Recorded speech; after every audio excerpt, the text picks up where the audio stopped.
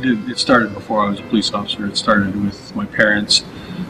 In particular, my mom I'm one of 6, so she would sign up for canvassing for heart and stroke, for Cancer Society, and she would farm that out to her 6 kids to go door knocking and ask for donations towards those particular charities. And from that, here I am 40 years later in my policing career, and I've found that the connections between involved in the community and in a volunteer capacity, you meet people that you end up crossing paths with in the veins of community. For instance, one of my hobbies is dragon boating, and one of the features of dragon boating is you end up sponsoring a particular charity. Ours is the United Way of York Region, and we find that actual charity stems into all of these charities within York Region, for the most part, that support people in our community that are marginalized, that don't have the benefits of maybe a traditional upbringing, mom and dad at home, things like that, big brothers, big sisters, all of those little entities in the community that you read about in the media. So you have an opportunity to make a difference.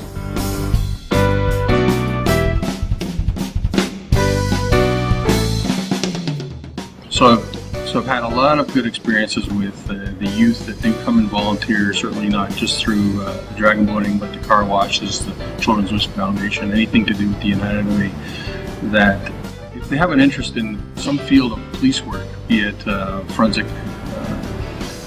side or the frontline side or the civilian side or any other entity within the York Regional Police, that having that volunteer time goes a long way to establishing themselves as having a connection to the community, which is what York Regional Police looks for.